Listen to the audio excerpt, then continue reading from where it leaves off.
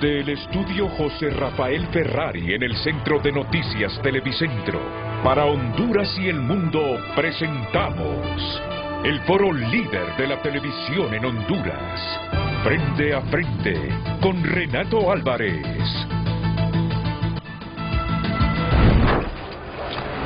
El tema del día es presentado por Cementos Ultracel. Juntos construimos el futuro de Honduras.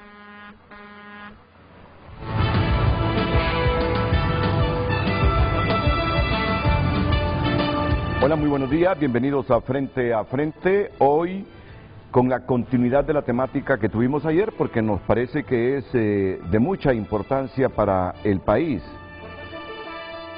Estoy aquí revisando declaraciones de don Eugenio Sosa, y hay un titular que resalta de las declaraciones que en las últimas semanas ha ofrecido Eugenio.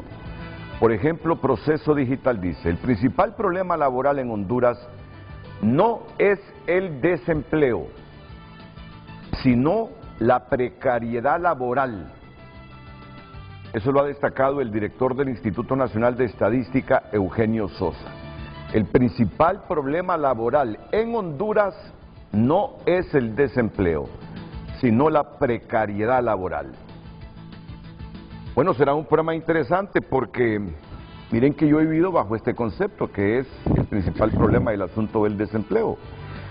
La precariedad laboral se refiere a trabajos en los que, aunque la gente trabaje, se le paga mal y no le alcanza el dinero para satisfacer sus necesidades, indicó Sosa. Así debe entender usted la precariedad laboral, que para Eugenio es el principal problema, no tanto el desempleo. Añadió que pasa igual con el problema con el fenómeno migratorio, subrayando que muchas personas no emigran únicamente por falta de empleo, sino también por tener empleos mal pagados. Sosa destacó que la economía informal representa alrededor del 70% del mercado laboral en Honduras, agravando la situación de precariedad. Ese va a ser un punto a debatir hoy y con mucha profundidad. Sosa destacó que la economía informal representa alrededor del 70% del mercado laboral en Honduras, agravando la situación de precariedad. Y es ahí donde nos preguntamos desde hace muchos años, pero muchos años, porque este concepto es básico que lo repitamos, que la pobreza de Honduras no la hemos construido en los 2 últimos años. Arrastramos problemas estructurales, coyunturales, de todo tipo, que hoy nos tienen como un país con precariedad laboral y de hecho con mucha pobreza. El problema de la precariedad laboral es grave y es el principal problema laboral del país, afirmó Eugenio Sosa. Esto está relacionado con una economía que no logra generar suficiente trabajo de calidad o que la Organización Internacional del Trabajo llama trabajo digno.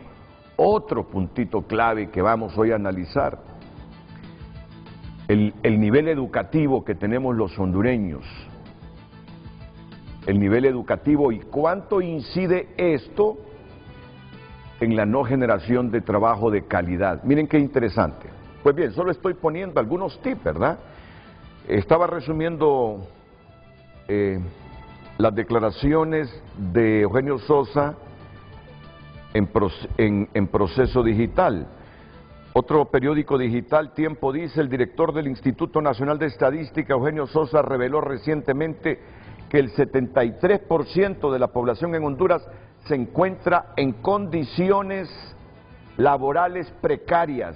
Eso significa que la gran mayoría de los hondureños no están desempleados, pero sí tienen empleos de baja calidad con salarios insuficientes y condiciones laborales deficientes. Y así me encuentro con Hondudiario, que titula: el 73% de la población hondureña sobrevive en precariedad laboral según el INE. Sosa enfatizó que aunque la disminución en la tasa de desempleo es un avance positivo, la calidad de los empleos sigue siendo una preocupación mayor. Hondudiario. Y así me encuentro con la redacción que hizo Tu Nota, Radio América, TN5. ¿Qué dice Tu Nota? Dice Tu Nota: el 73% de los hondureños sufren precariedad laboral. No quiero aburrirlos, solo les estoy diciendo que esto fue lo que se destacó por parte de los medios. El 73% de la población está sufriendo precariedad laboral en Honduras durante el 2024, según el INE.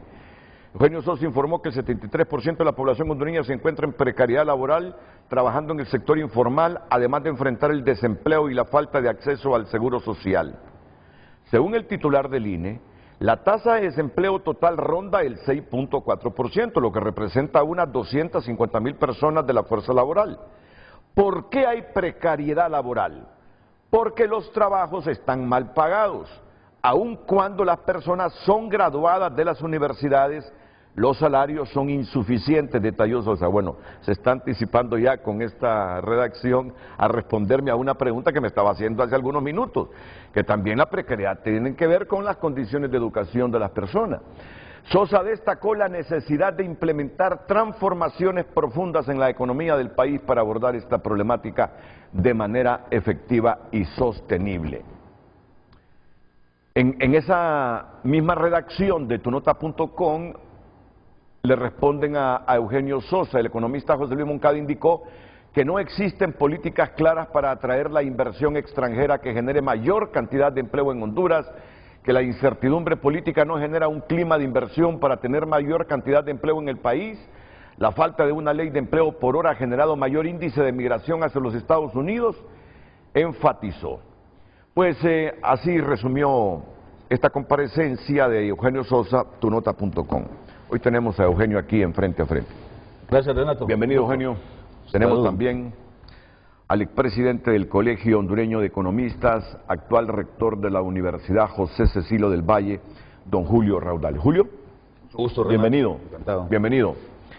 Y la pregunta que hemos formulado hoy no va a estar Lucecita con nosotros, por asuntos estrictamente personales. Por eso es que hoy presentó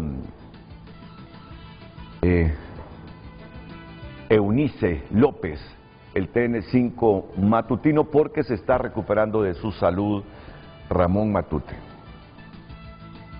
¿Saben qué tiene Ramón Matute? No voy a ser indiscreto, pero es bueno utilizar la figura de Moncho Matute, que es un hombre que se cuida, pero está complicado por el dengue. Escucharon el otro día el testimonio de nuestro compañero César Quintanilla. César se complicó con el dengue y hemorrágico. No sé Moncho no tiene hemorrágico, pero está complicado por el dengue. Y se cuidan, pero ¿de qué sirve que uno tape las pilas donde tiene agua limpia, las cubetitas, para evitar que se masifique ahí el mosquito transmisor del dengue? Si en la casa vecina no le paran bola a eso. Si en las casas de mi colonia o de mi barrio la gente no se preocupa por evitar el hábitat donde se reproduce este mosquito. Uno sale, lo pica el mosquito y entonces ahí viene la complicación. Pues el dengue también nos altera aquí en la empresa. No está Moncho Matute coordinando el noticiero de la mañana, está Luz Madrid, pero Luz tiene asuntos personales también. Entonces vino de HRN Eunice López, que junto a Ulises presentan el TN5 matutino. Miren cómo se complica. Entonces hoy yo no tengo quien me haga la función de Luz. Así que voy a tener aquí que ser más eficiente y eficaz para que el programa no pierda calidad. La pregunta de hoy en Frente a Frente, esta es: hablando con toda sinceridad, ¿quién es el responsable de la precariedad del empleo en Honduras?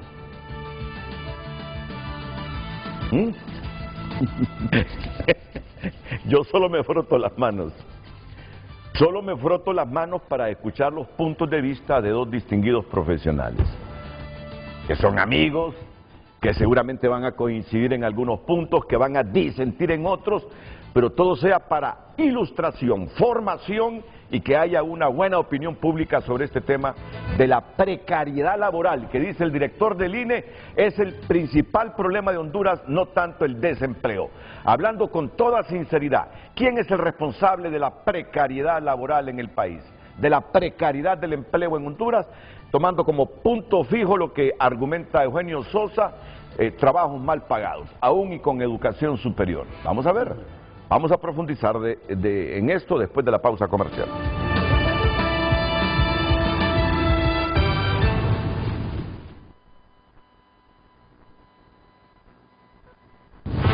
El tráfico es presentado por Carrión, porque en Carrión siempre encuentras los mejores estilos, las últimas tendencias y lo que toda la familia quiere. Nos vemos en Carrión.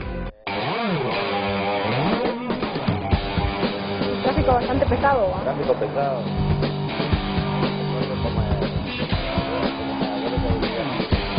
Este sector de Comayagüela.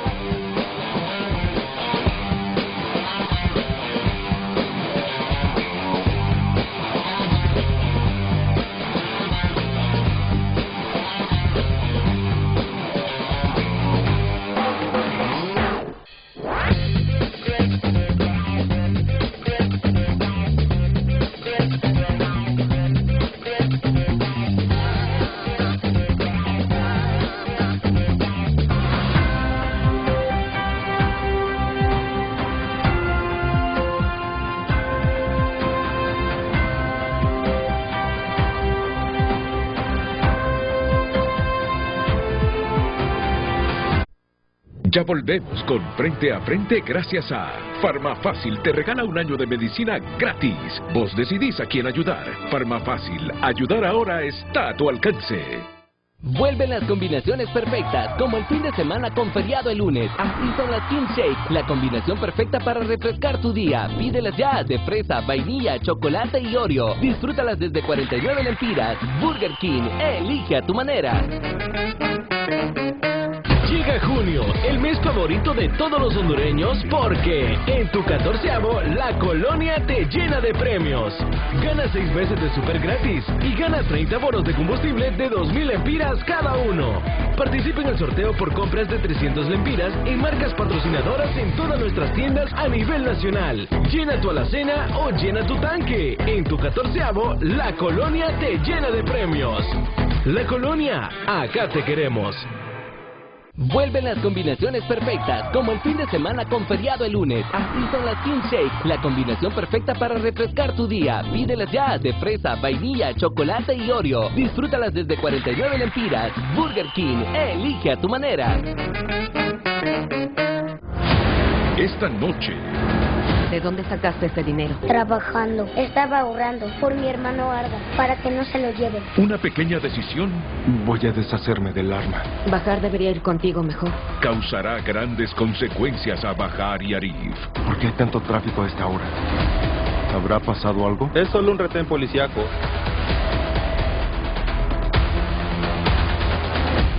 Mujer temporada final, esta noche, 7 p.m. por Canal 5, El Líder. Este domingo 16 de junio, Deportes TVC presenta Una Vida Blanca y Bella, el especial con los momentos más épicos de la 15ª del Rey de Europa, una realización de Luma Producciones, domingo 16 en la Noche del Gol, a través de TSI. Si sos campeón de Europa, estás invitado. Este especial solamente será emitido en televisión.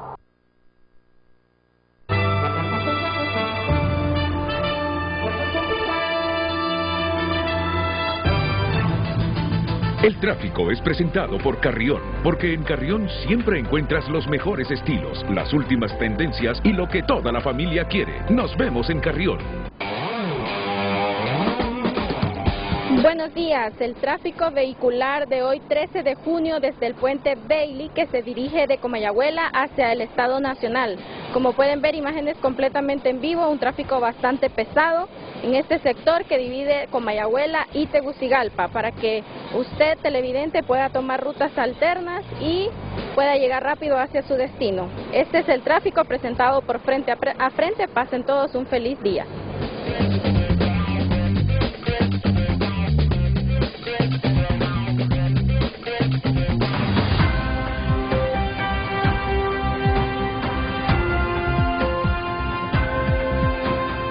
Bueno, pues vamos ya con el director del INE porque seguramente muchas coincidencias habrán con él y otros que disentirán de la opinión. ¿Cuál es el principal problema en esta materia del país? ¿El desempleo o la precariedad del empleo? Eugenio, por favor. Sí, bueno, quizás podemos ver las primeras láminas. Ayer se presentaron algunos datos, Renato, del INE que sí son los que el INE ha divulgado. O sea, creo que eso es importante decirlo. Y es un tema sobre la fuerza de trabajo. ¿Cuál es el problema con la fuerza de trabajo? Que ha tenido en los últimos años, un poquito prepandemia, incluso pospandemia, una tendencia a la baja. Sin embargo, no es una tendencia que vaya de manera sistemática, sino que se está moviendo un poquito zigzagueante. Si podemos ver la siguiente, esta es la 3 millones. 3 millones, perdón. 4 millones. 4 millones prácticamente. La fuerza de trabajo del país. Pero si vemos un poquito la siguiente gráfica, esa es la fuerza de trabajo, antes era 4 millones más directamente. Entonces, alguna gente, como la empresa privada, dice, bueno, estamos perdiendo la fuerza de trabajo, el bono demográfico y todo este tema. La pregunta es ¿por qué? Porque yo creo que cuando hay un hecho, un planteamiento que las estadísticas le revelan, ¿por qué? Y normalmente la respuesta inmediata es la migración. Sin embargo, como sabe Julio en esto, hay otro concepto que complementa la fuerza de trabajo, que son los inactivos. Es la gente que estudia, que aunque esté en edad de trabajar, no va a trabajar porque está estudiando. Son los jubilados, algunos jubilados trabajan, otros no quieren trabajar, sino a disfrutar. Son personas que a veces que tienen alguna discapacidad temporal o algo y por lo tanto no están trabajando, están en maternidad. O algo que es sí más preocupante, que es gente que se puede sentir ya los desalentados, decepcionados y que no buscan trabajo. Pero no necesariamente significa que es que todo va a ese tema de los desalentados. Entonces, esta es una diferencia que nosotros reconocemos y le hemos dado a conocer como INE. El dato que se conoció más ayer fue este, de 3 millones, porque hay datos que todavía estamos revisando, que es este que nosotros tenemos. Estos están en revisión. Sí, exactamente. Esto sí. Oficial. 3.889.760. Este es un tema de debate, entonces me gustaría que debatieran un poco a qué se podrá estar debiendo esto. Como INE, vamos a hacer un estudio especializado acerca de la composición de la fuerza de trabajo y su posible tendencia a la baja o no, a la rectificación. Pero hay un elemento, perdón, Eugenio, que vos mismo dijiste, creo que hace un año, un poquito menos, ¿no? Que a mí me llamó mucho la atención y me pareció muy bueno. Y es el hecho de que entre los inactivos, entre esas personas que podrían estar en el mercado laboral y que no lo están, ya sea porque están desalentados, ya sea porque tienen alguna discapacidad o porque se van del país, hay una gran cantidad de inactivos que son mujeres. Exactamente. Y sobre todo en el sector rural. Es correcto. Es una gran cantidad de personas que no están entre estas 4 millones de personas de la fuerza laboral, están fuera que podrían estar, ojo, que podrían estar y que no lo están por razones culturales o porque en el fondo saben que no tendrían, que les sale más barato, digamos, estar en su casa, quedarse en su casa cuidando a los niños o haciendo cualquier otra cosa, porque saben que si van al mercado laboral, y creo que es algo a lo que nos vamos a referir posteriormente, porque fue lo que dijo, mucho de lo que dijo Eugenio la semana pasada, saben que si van al mercado laboral, los ingresos que obtengan van a ser tan paupérrimos, tan bajos, que no les sale mejor quedarse en su casa. Con los hijos. Y ojo, o cuando hay vive, muchas mujeres, cuando vive fuera del lugar donde le ofrecen el trabajo. Es correcto. Yo te digo que he contratado gente del INE, a veces, bueno, usted me dice, pero yo vivo en San Pedro Sula, ¿el INE tiene una oficina? No, pero aquí el salario, si yo viviera allá, me sale bien, pero viviendo en San Pedro Sula no me puedo mover. Entonces, hay muchas razones y esa gente prefiere estar a veces en una espera también. O sea, hay otro concepto que no vamos a confundir mucho la gente, que se llama fuerza de trabajo potencial, que es la gente que en el momento no está trabajando por alguna X razón, pero está esperando encontrar el trabajo tal como lo quiere para asumir. Bueno, en todo caso, hay una versión preliminar, está en revisión esto de la fuerza de trabajo. En todo caso, no es una tendencia que va hacia el pique abajo, sino que ha tenido un declive. Ese es el elemento, ¿no?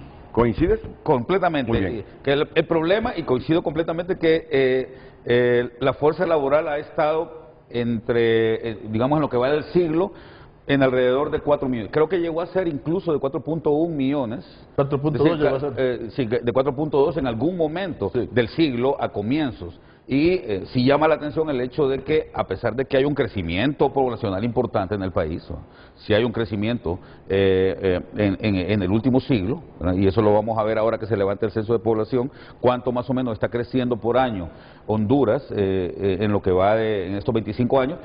Realmente es interesante que la fuerza laboral no aumente. Creo que es la primera preocupación que tenemos que plantear. Exactamente. Y si vemos la siguiente, el otro concepto, la fuerza laboral la tendencia de declive, pero no el desempleo abierto, como ya lo voy asociando a la precariedad laboral.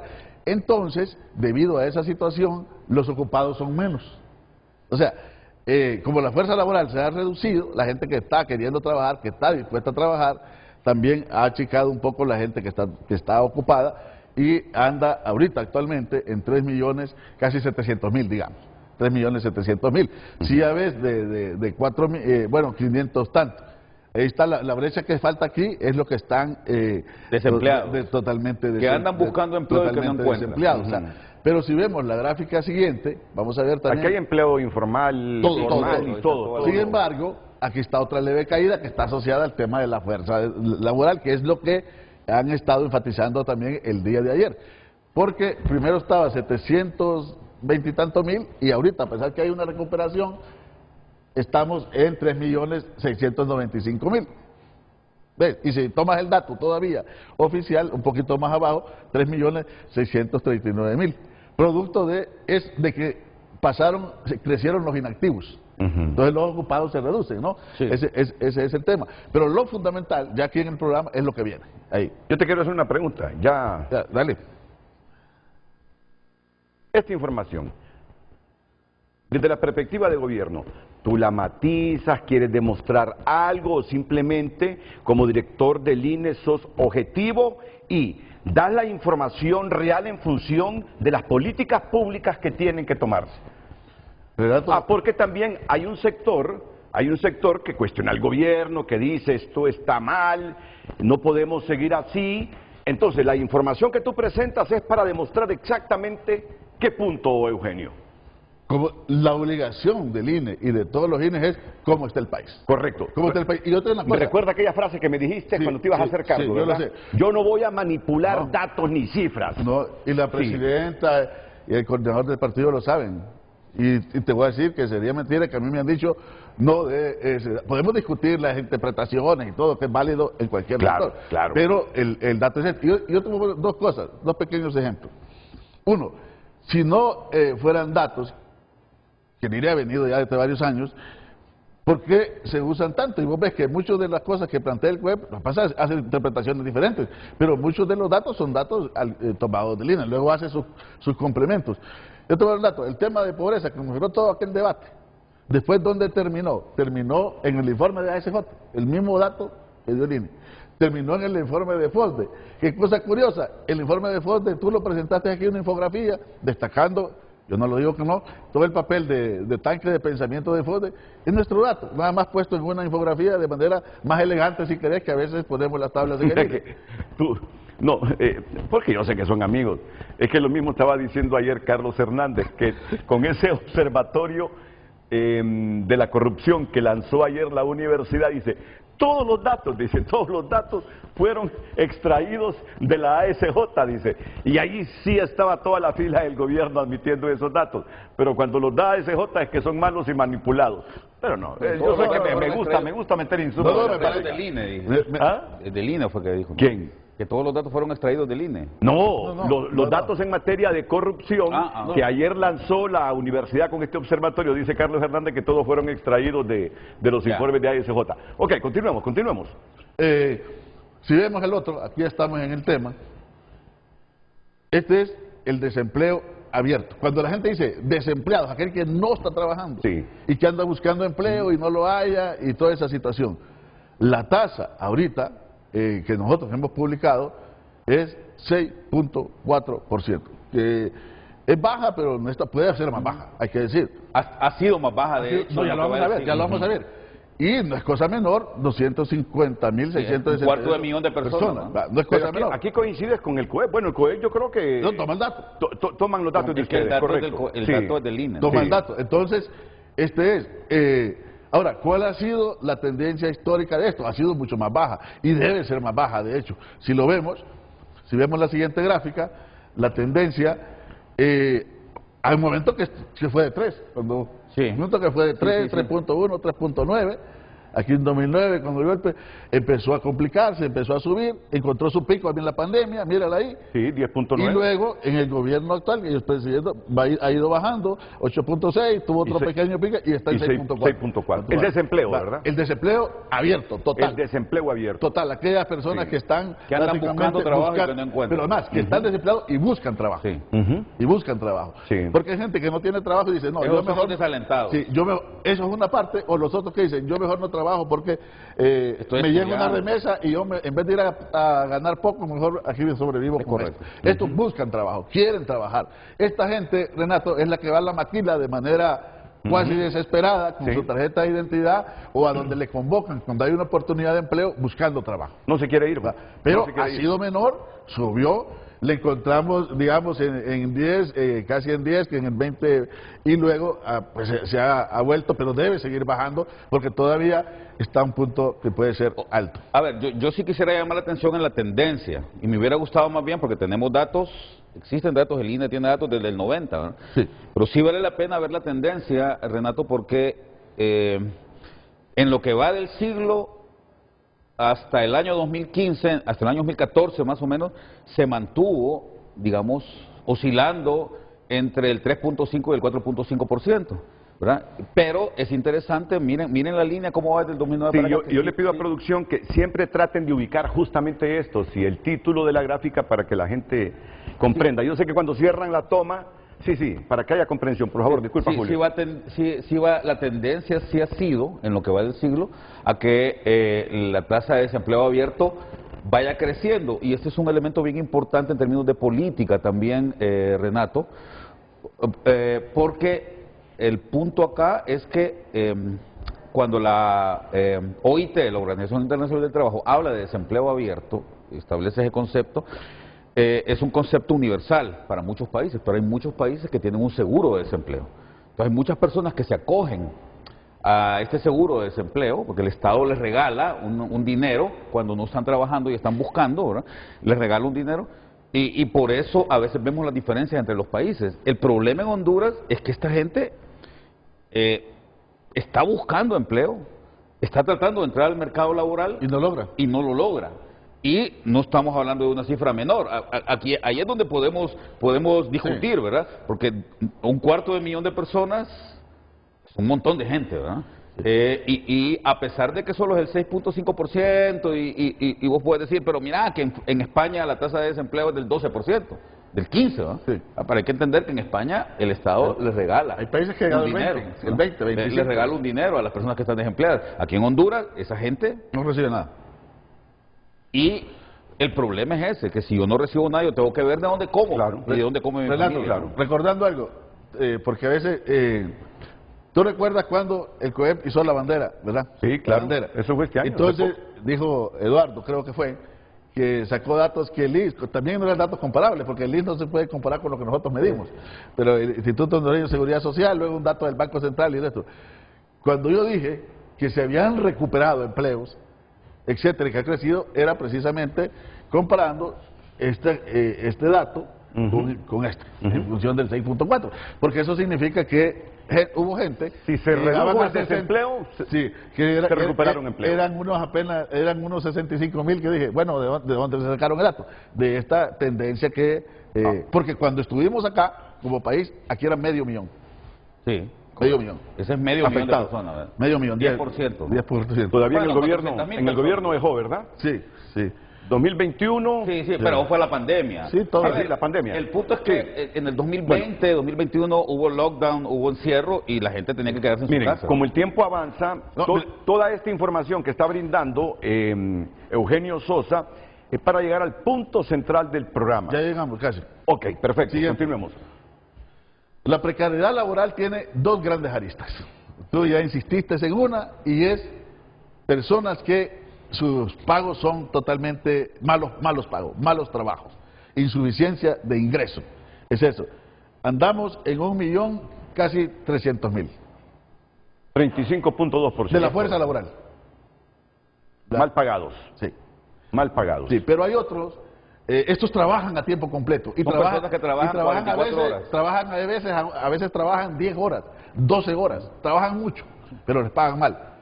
Y estos es que trabajan, no les dan trabajo a tiempo completo. Casi 700.000, 19.1%.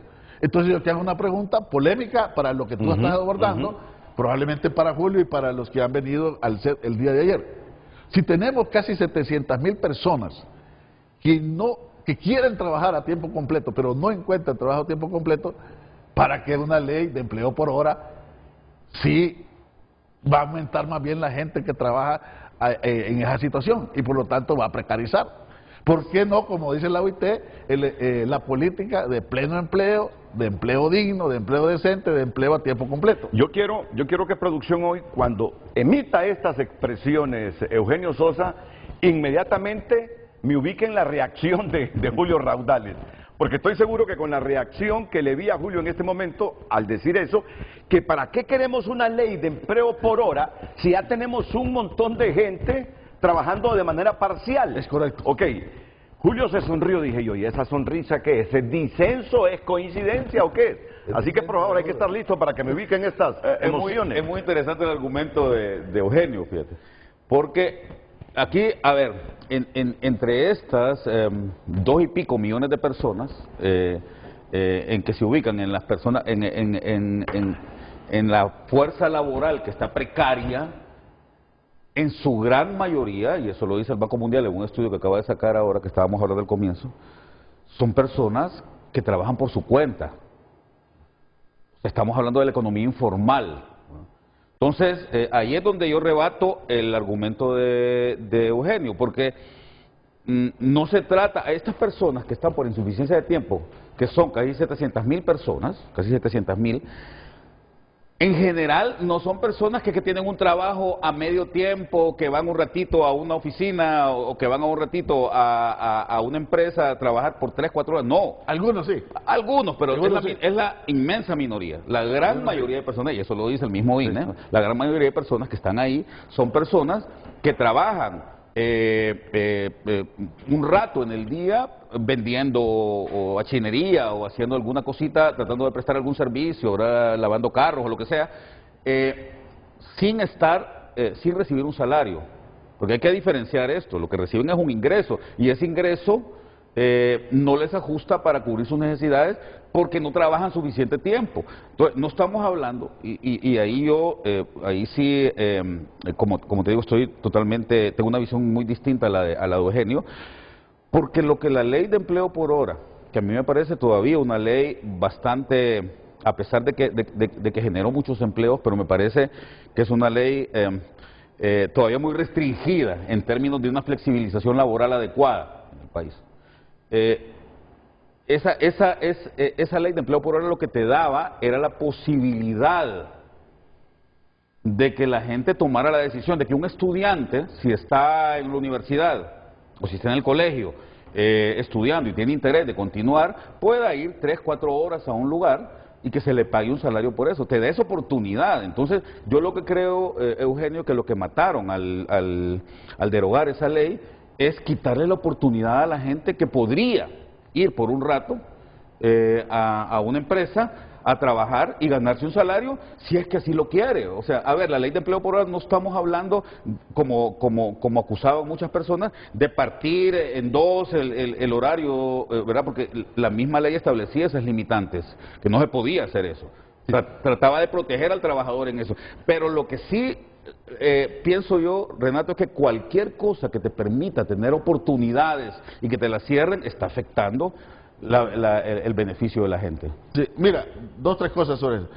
Siempre se ha argumentado esto, que era una solución, que es una solución, todavía se sigue planteando, y no es casual que el tema del empleo en el gobierno actual y todos estos por lo menos estos 2 años ha sido uno de los grandes temas que ha estado en esta discusión y en esta diferencia, pero probablemente un pequeño sector, probablemente esos jóvenes estudiantes, pero la gran solución está generar opciones para esta gente. Sí, pero eso va por otro lado. Y esto significa tomar la apuesta de parece de la Organización Internacional del Trabajo, y es que recomienda, hay que ir a la vieja discusión de cómo generar empleo completo, empleo pleno le llama, digno y decente. Okay. Que son las categorías. Mira, entonces para ti, aquí esto es parte de la precariedad laboral. Es la esencia de la precariedad. La esencia de la precariedad laboral. La esencia está más por aquel lado. Está en las dos lados, que en parte, Renato, porque ahí tampoco a veces las coberturas no son exactas, que en buena medida se debe a la economía formal, pero no solo, porque aún dentro de la economía formal sí hay empleos mucho bien remunerados. Ok. ¿Sí? ¿Y cuál es el salario promedio aquí? El ingreso, el ingreso promedio aquí. El salario promedio es 8.000 lempiras. 8.000 lempiras. Sí, es bajo. Sí, con 8.000 lempiras no vivís con dignidad en estos tiempos. En el sector, en el sector privado. En el sector privado. Ahora, mira, yo te quiero decir algo. Antes de venir al programa, le hice la consulta a un empresario. Mire, me dice, yo no estoy de acuerdo con Eugenio Sosa en ese asunto de la precariedad laboral que responsabiliza al sector privado. Mira lo que me dice. Mire, me dice.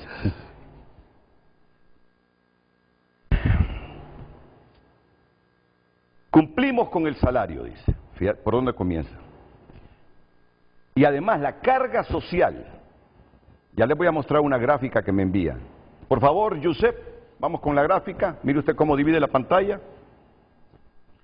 Además tenemos una carga social en Honduras, dice. 13º, 14º, vacaciones, bono estudiantil, seguro social, Infop, RAP, 73 centavos por cada lempira en carga social.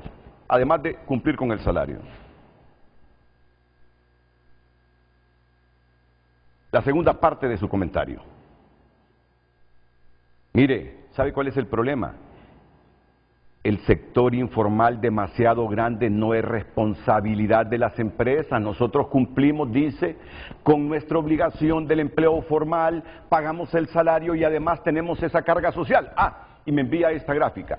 Mire Costa Rica, solo Costa Rica y Panamá, los trabajadores de ambos países, aquí influye mucho en Costa Rica la educación, aquí todo ese potencial económico que tiene Panamá, están mejor que Honduras o pagan mejor que Honduras. Después, en el resto de Centroamérica, nosotros, refiriéndose a los hondureños, somos los que tenemos el mejor salario, dice. Con todo y la carga social que existe. ¿Me vas comprendiendo el argumento de ellos, verdad? Sí. Entonces dice, el problema es que no tenemos políticas públicas e incentivos para formalizar la informalidad. No existen y por eso no se puede quebrar la precariedad del empleo.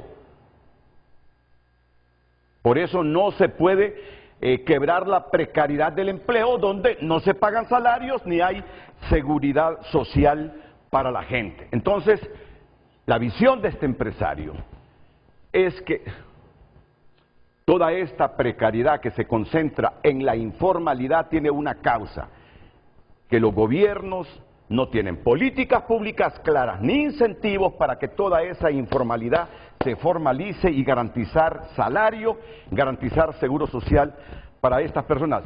¿Se han fijado en la pregunta que tiene frente a frente hoy? Hablando con toda sinceridad, ¿quién es el responsable de la precariedad del empleo en Honduras? El sector público, por no tratar de formalizar a toda la gente trabajando en la informalidad, ya que no hay ahí ni salarios ni incentivos, o le corresponde al sector privado que dice que cumple con su misión de tener a la gente en el empleo formal con salario y además con una carga social que no se tiene en otros países de centroamericanos y que no obstante Costa Rica y Panamá están arriba de nosotros, Honduras después está en el tercer lugar por sobre Guatemala, El Salvador y Nicaragua. Ok, vamos llegando al puntito culminante de esta plática, ¿verdad? Después de la pausa. Okay. Después de la pausa. Después de la pausa.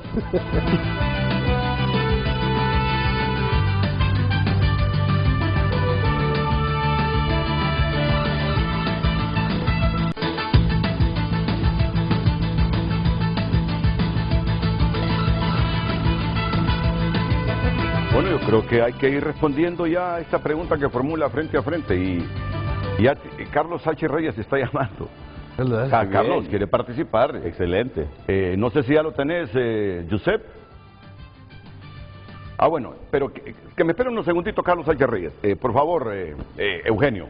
Renato, es que yo he estado viendo, siguiendo todos los programas de debate del empleo, no solo porque estoy en línea, sino que un tema me parece, claro, para mí es el fundamental del país en términos sociales. Sí, aquel que tiene trabajo le permite estructurar su vida, claro, con su familia, con los proyectos de vida, con sus hijos, pensar en si va a tener una pequeña, todo eso le permite pensar en proyectos. Quien está sin trabajo, yo me imagino levantarse un día y pensar qué hacer, ha de ser algo realmente terrible.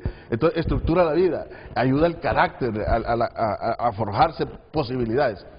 Entonces yo creo que hay que diferenciar, no se trata de acusar o responsabilizar a empresarios de manera individual, ¿verdad? Como a veces se puede entender. Sin embargo, lo que yo voy a plantear acá, no sé si Julio va a estar de acuerdo, probablemente en alguna que otra cosa no, en la mayoría no, es que tenemos aspectos fundamentales, aspectos fundamentales de la estructura económica sobre las cuales necesitamos reformas, y allí yo sí creo que no le quieren entrar el empresariado como bloque, no una persona en particular. Y cuando yo escucho las discusiones en torno a la responsabilidad del empleo y cómo resolverlo, hay una repetición válida en un primer momento, pero que ahí se queda, que es solo en el ámbito de lo que le toca hacer al gobierno y al Estado.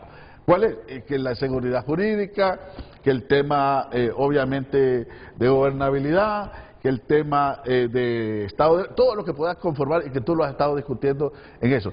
Uno comprende, yo creo que en esto sí coincidimos con Julio, que el gobierno y los estados tienen enormes desafíos, y ahí me parece que es donde hay que estar los complementos, en 3, 4, 5 áreas para ser el gran facilitador del desarrollo económico y del empleo.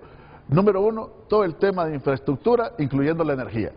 Tiene que haber energía, sabemos que el país ha tenido una crisis permanente que se está buscando salir, pero hay dificultades y se ha estado invirtiendo en infraestructura, pero falta mucho que hacer en el país. Ese es uno.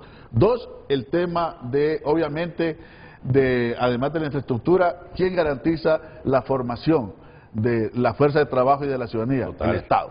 La calidad de la educación. Total. Y sabemos que en el ámbito público, históricamente Honduras cayó en el tema educativo. Una fuerza laboral necesita ser sana, o por lo menos tener cercana la salud, el tema de la salud, son temas de Estado. El cuarto, temas generales de seguridad, ¿verdad? De seguridad, sobre todo, para empezar, la seguridad jurídica y seguridad humana, pero sobre todo la humana también, ¿verdad? Entonces, son las grandes áreas del Estado. Y ahí es donde nos hemos quedado en un par de esos, en la gran discusión. Yo nunca he escuchado a los empresarios y ni a ningún medio de comunicación, Renato, discutiendo cuál es el papel del sector financiero para contribuir a generar desarrollo y empleo. Yo ahí tengo algún tema sobre eso. Pero ahí sí te voy a reclamar. Mira, yo algunas veces me raspo. Yo sé. Mira, yo algunas veces me raspo. Renato, yo te conozco, yo sé que yo me raspo y sé los riesgos y consecuencias que tiene, pero lo sé totalmente, Renato. Claro. Yo lo sé. Yo lo sé. No me lanzo como boxeador, porque... Pero entonces, 2, el tema que ha sido polémico, tú lo has tenido acá, y no se han podido poner de acuerdo realmente a una distancia enorme, debe dar incentivos, el Estado sí, puede dar incentivos, debe dar incentivos, pero hay un tema, los incentivos que se han dado han generado empleo. ¿Qué tipo de empleo han generado? ¿Hasta dónde han expandido? Etcétera. Hagamos un balance y una evaluación y preguntémonos dónde hay que poner los incentivos y cuánto tiempo hay que ponerlo, etcétera. Y hay otro par de temas que yo a esos le llamo el tema de la precariedad laboral y la estructura económica, que son las láminas que vienen ya casi a partir de la que tengo acá. Entonces me permiten que intervenga Carlos H. Rey y luego vamos contigo. Adelante. Carlos, bienvenido, buenos días. Sí, muy buen día. Renato, muy buen día a todos los que se encuentran en el panel. No, decir en primer lugar, Renato, que durante la década de los 60, de los 70 y de los 80, tú no tenías la gran cantidad de desempleo que tenés a partir de los años 90 y la cantidad de emigración que tenés a partir de los años 90. ¿A qué se debe eso? ¿Por qué en aquellas épocas no habían esas migraciones y tanto desempleo? ¿Y por qué a partir de los 90 sí? Ese es un tema y es una pregunta que queda en el tintero. La otra cuestión es la siguiente: la ley de empleo por hora. La ley de empleo por hora no era para generar nuevos empleos. La ley de empleo por hora en esencia era para sustituir trabajo permanente por temporal. La misma ley lo decía: el 40% de los trabajos permanentes pueden ser temporales en las empresas, pero eso es lo que decía la ley. En la práctica no pasó eso. Se llegó hasta el 80-90% de los empleados permanentes que fueron contratados como temporales o que su contrato se sustituyó. Renato, si tú tienes un negocio, necesitas un cajero todos los días, ese cajero tiene que ser permanente en base a las disposiciones de la ley y en base a las disposiciones de la justicia. No podés tenerlo como permanente, como temporal. Si necesitas un operador de montacargas en tu bodega o en tu negocio todos los días, ese operador de montacargas tiene que ser permanente, no tiene que ser temporal. Y la ley de empleo por hora, precisamente lo que te hacía era eso. Y se convirtió en un enorme abuso. Tenemos el otro tema. Por ejemplo, Juan Orlando Hernández, cuando iba a emitir de nuevo la ley, o cuando lleva la ley el carácter de permanente, nos dijo en una reunión que tuvimos ahí en el Congreso que se habían generado 150,000 empleos. Nosotros le dijimos: Juan Orlando, eso es mentira. Aquí lo que ha pasado es que una gran cantidad de trabajo permanente lo han sustituido por trabajo temporal. Ese trabajo temporal es precario por una serie de circunstancias. Y le dijimos: mira, Juan Orlando, para generar 150,000 empleos, tú necesitas por lo menos una inversión igual a la de la maquila. ¿Dónde está esa inversión que no la vemos?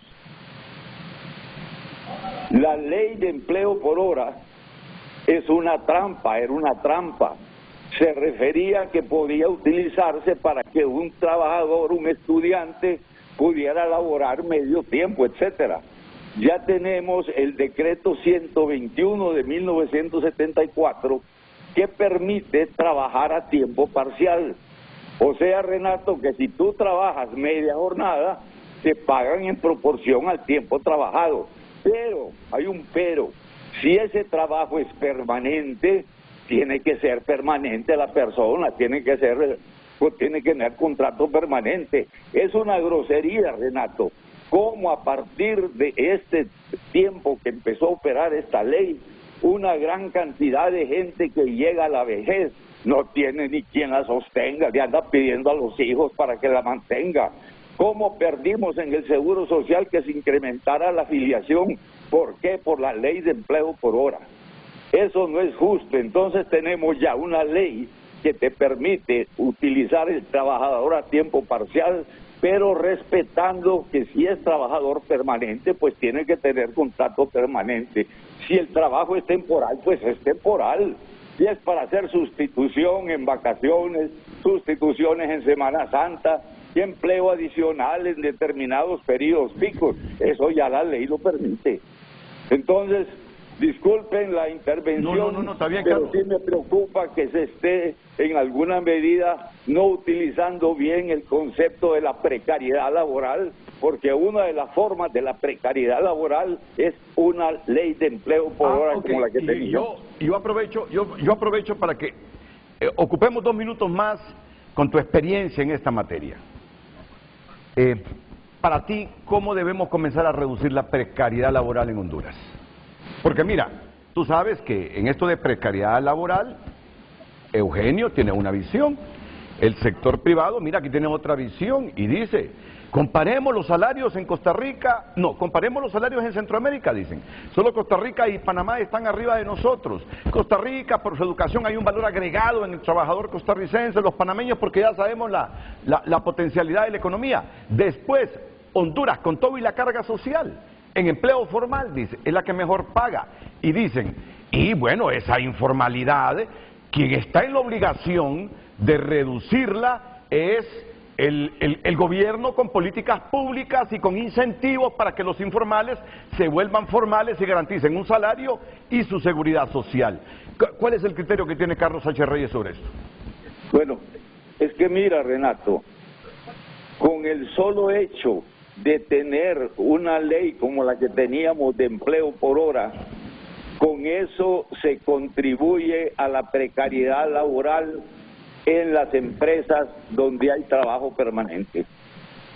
Esa precariedad laboral originada por sustituir trabajo permanente por temporal es enorme ahora en la empresa privada. Ya se llegó a los niveles de abuso y como alguien decía ahí en el set que tú tienes, ya hay una gran cantidad de trabajos permanentes que están siendo utilizados o ocupados por trabajadores temporales. Y eso no es ni en base a ley ni en base a justicia. El otro elemento para la precariedad laboral es también en el sector informal. Pero lógicamente en el sector informal, ahí tú no puedes decir que el empleo no es permanente. Sí hay empleo permanente también en la informalidad y que lo están utilizando como temporal. Entonces, lógicamente, con leyes como esa de ley de empleo por hora, sustituirla por otra igual como quiere Villeda Bermúdez, que es peor la que presenta Villeda Bermúdez, va a contribuir más al empleo informal. Carlos. Va a contribuir más a la precariedad laboral. Y aquí termino, Dale. y aquí termino, porque ¿saben qué? Yo soy uno de los hondureños que nací, crecí, escuchando a Carlos H. Reyes los 1 de mayo. Y además le tengo un gran aprecio a Carlos H. Reyes. Y para mí su voz vale la pena escucharla. Y todos sabemos cuál es el planteamiento y las creencias, la filosofía de Carlos H. Reyes. Carlos, mira, tú me dices, preguntémonos por qué en los 60, 70 había menos migración y menos desempleo en Honduras. Bueno, yo te anticipo que en los 60 teníamos, ¿cuánto? 2 millones de personas. Había menos gente en el país.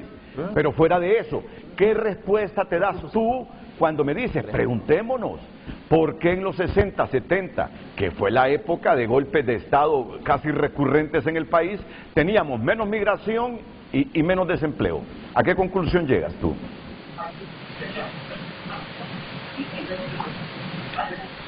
Carlos. Empieza por lo siguiente. Recuerda que se desprotegió la producción agrícola y la producción industrial. Se empezó con el decreto 1890 de Callejas, no solo a devaluar la moneda, sino a bajar los impuestos de importación. O sea, se desprotegió la producción agrícola y se desprotegió la producción industrial. Solo en arroz teníamos aproximadamente 25,000 productores con 150,000 empleos. ¿Qué me dijo Callejas un día? Oíme, y es que vos no entendés que a la gente le interesa comprar arroz barato. Sí, le digo, vas a traer arroz barato de los Estados Unidos, pero vas a perder el productor y vas a perder los productores. Ah, me dice, ¿y eso qué tiene que ver? Esa era la filosofía de Callejas aplicando el modelo. O sea, a partir de los 90, Renato, con toda una serie de medidas neoliberales, con la desocupación que te originó también en otros sectores de la economía, la desprotección. Óyeme, sí, el desarrollo industrial que empezábamos a tener se nos abortó. Toda la producción agrícola que teníamos, que estaba en alguna medida creciendo, se nos abortó. Y eso no solo pasó en Honduras, Eso pasó en todo el continente y en todos lados donde se aplicaron las mismas políticas. Tenemos los mismos fenómenos. Entonces, lo que hay que hacer es revertir el modelo. Pero claro, cuando hoy se habla de revertir el modelo, ¿qué te dicen? Estás afectando a la seguridad jurídica. Estás afectando a la inversión extranjera. Y claro, yo estoy de acuerdo, tenemos que tener inversión extranjera. El capitalismo no vive sin inversión. Claro. Sí. Pero en la forma que se ha estado manejando, el país está muy mal. Hay que revertir todo lo que se hizo a partir de la implementación del modelo neoliberal. Todo se nos desprotegió y con el Tratado de Libre Comercio se le vino a poner el tapón al pomo.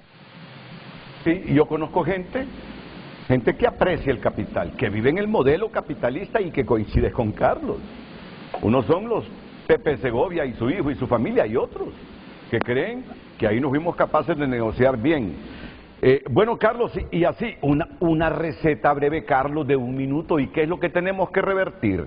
Yo sé que ya tú lo has dicho, o lo has dejado entrever en la explicación que nos has dado, qué es lo que tenemos que revertir para reducir esta precariedad laboral, así cosas concretas.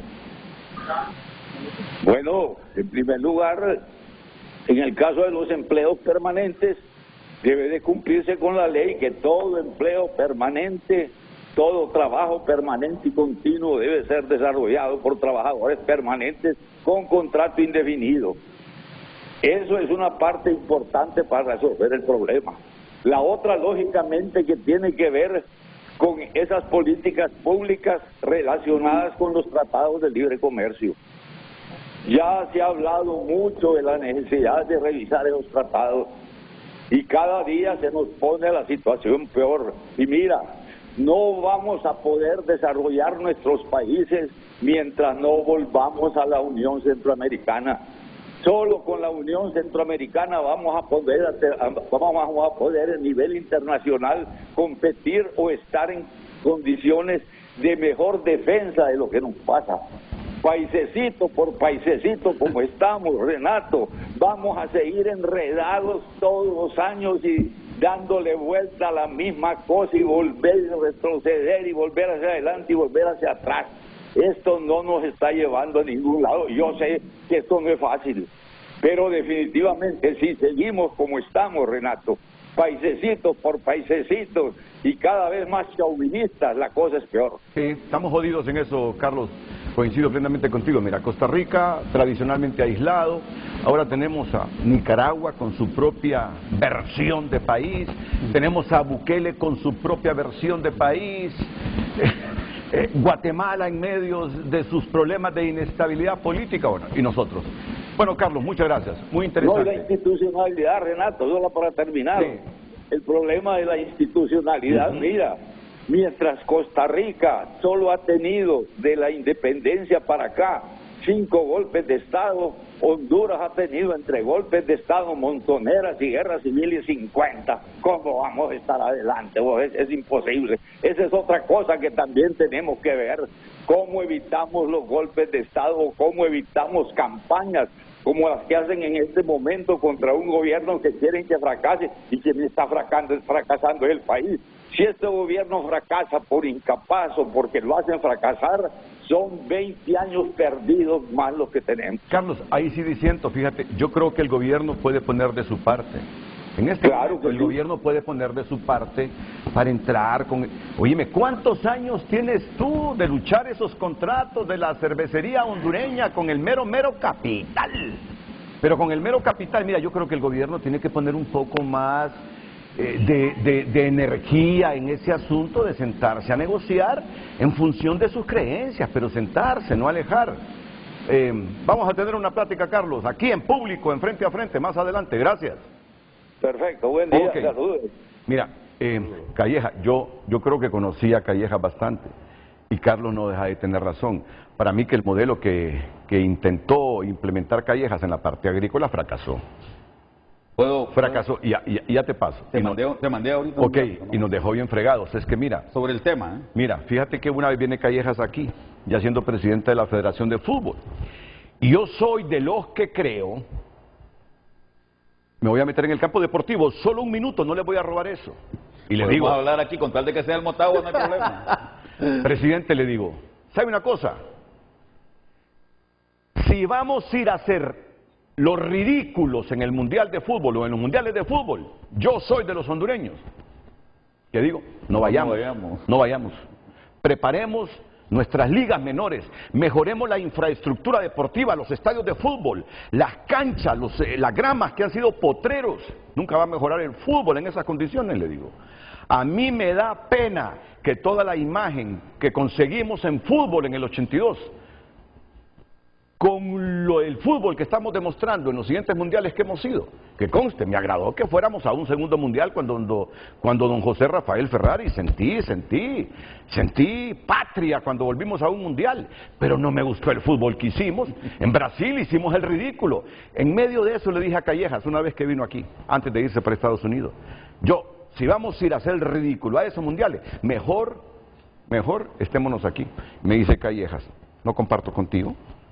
¿No ves cómo se mueve la economía cuando Honduras va a los mundiales? Entendí lo que me dijo, mira, tu empresa transmite los mundiales, hay publicidad, mira, los bancos hacen promociones, esto, lo otro.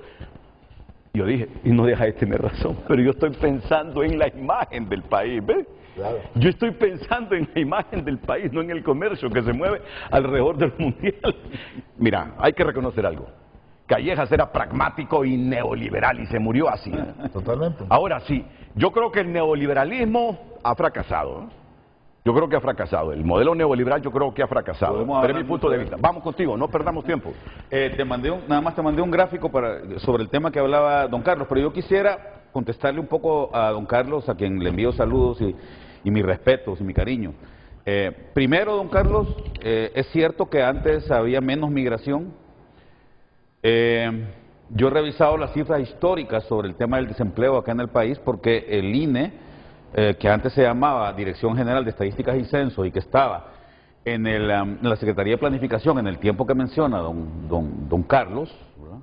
Y para efectos recomiendo un libro interesantísimo que escribieron Rafael del Cid y Mario Pozas, con el que creo que todos nosotros estudiamos, Renato, que se llamaba La construcción del sector público. Ahí hay datos de todo. A ver, el desempleo en Honduras y el empleo en Honduras siempre fue precario, en la historia. Eso, como te digo, desde que la Dirección General de Estadísticas y Censos comenzó a hacer estadísticas de empleo, mostraba un empleo precario en el país, un empleo que generaba bajos ingresos. Ese es un problema estructural para empezar. Segundo, don Carlos, las condiciones del país han cambiado muchísimo por una razón muy sencilla. Las condiciones del mundo han cambiado mucho. Ya lo dijiste tú, Renato, al comienzo del programa. Antes habían 8 personas aquí en el set manejando las cámaras, ahora solo hay una, porque hay una computadora. Ese modelo, don Carlos, se replica en prácticamente todos los ámbitos de la economía del país, tanto desde el sector agrícola, pasando por el sector industrial y sobre todo en la parte de servicios, que es la que más empleo da en el país. Entonces, no hay que olvidar eso, ¿verdad? Que la tecnología ha avanzado mucho, las condiciones del trabajo han cambiado muchísimo en los últimos 50 años y creo que en los últimos 10 años más todavía, y en los próximos 5 años, lo dice también un escritor muy importante que se llama Mustafa Soleimán. Acaba de escribir un libro, es el CEO de la empresa más importante de inteligencia artificial en el mundo, Renato.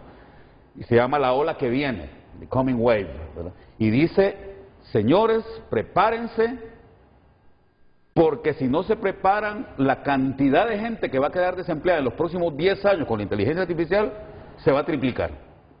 Entonces, tenemos que entender que el mundo ha cambiado, que el mundo está cambiando fuertemente y que por lo tanto tenemos que montarnos en esa ola o dejarnos arrastrar por ella, una de dos. ¿Verdad? Entonces, los cambios que se dan, la flexibilización del empleo, don Carlos, que en aquel tiempo era más garantista, podía ser más garantista porque las empresas y la tecnología no les permitía a las empresas intercambiar máquinas por trabajadores, ahora sí. Y lamentablemente en Honduras tenemos un problema estructural muy fuerte. El nivel educativo es bajísimo y el nivel de salud es bajísimo. Pero es que lo admite Eugenio. Es correcto. ¿Escuchaste a Eugenio cuando dijo? Yo sé que estás admitiendo que también los gobiernos, por no decir el Estado, porque ahí están empresarios con la población, el organigrama jurídico, estás diciendo los gobiernos son corresponsables de la precariedad. Tú lo dijiste.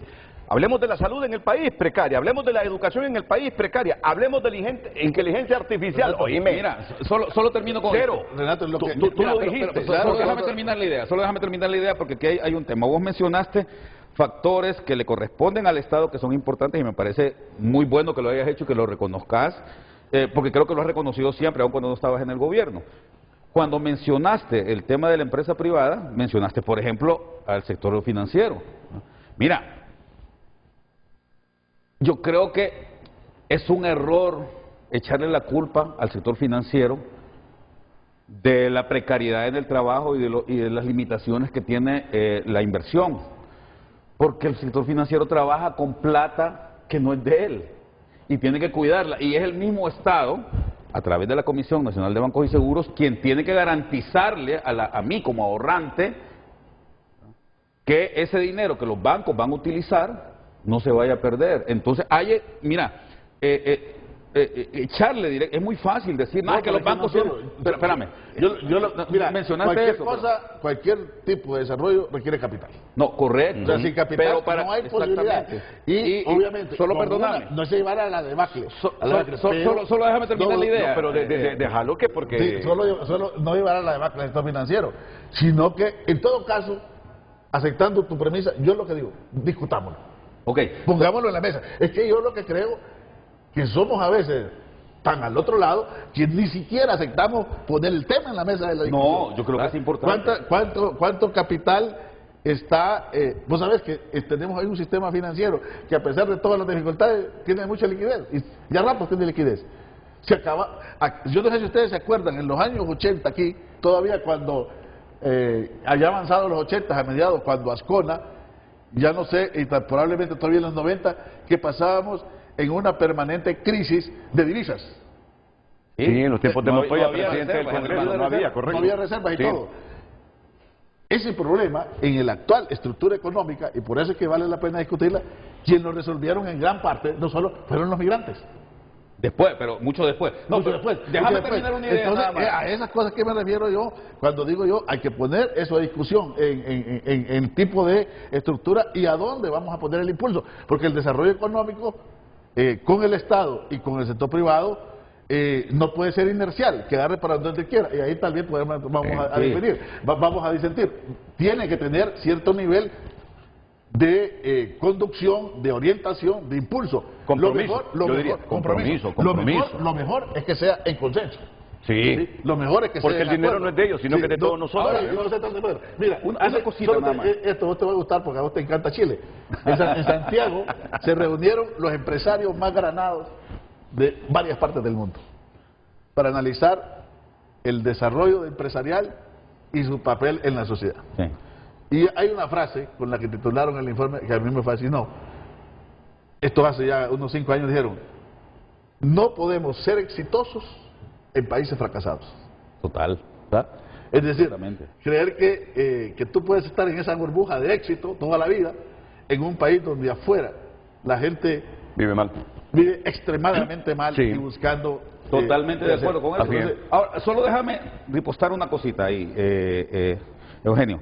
Preguntémonos por qué en El Salvador la tasa de interés activa de los préstamos en este momento está abajo del 8%, abajo del 5% incluso, en algunos rubros. ¿Y por qué en Honduras está tan alta? ¿Verdad?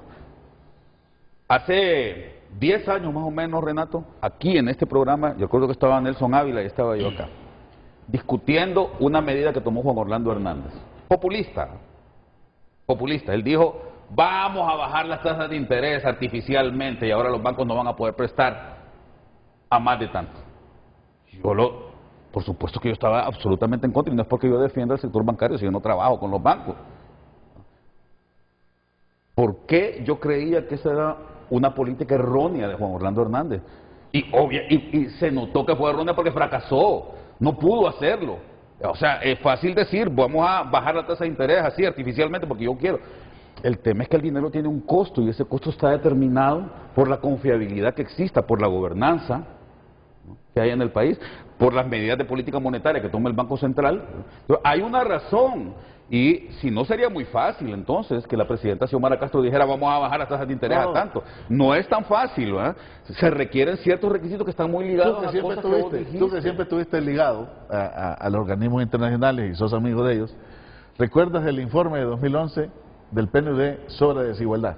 Sí. La desigualdad en el acceso a crédito y la orientación de los créditos son uno de los más brutales que refleja ese informe. Sí, pero tiene que ver con política, Eugenio. No tiene que ver con que los bancos, que son malos, están prestando caro. Es que no se trata de maldad, no se trata de malos y buenos, se trata de una situación.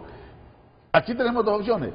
O vamos a buscar, aquí hay alguien que siempre, yo no sé si vos también se lo has dicho, Renato, y vamos a volver en 20 años a discutir lo mismo. Y tú también, en el momento que te siento cansado, te siento cansado como usted, me parece que esta película ya la vi, me parece que este tema ya rato, ¿qué me está pasando? La estoy viendo de nuevo, ¿qué tiene de novedoso?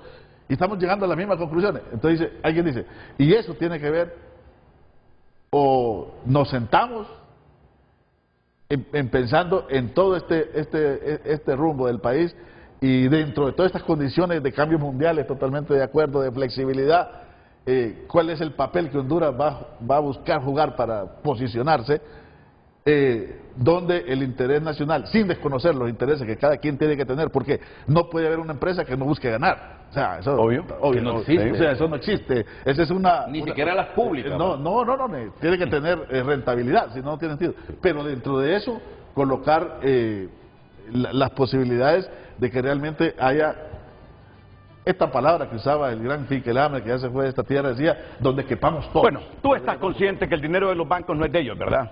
Sino que es del público. Tú estás consciente de eso. Pero mira, ¿a dónde quiero llegar?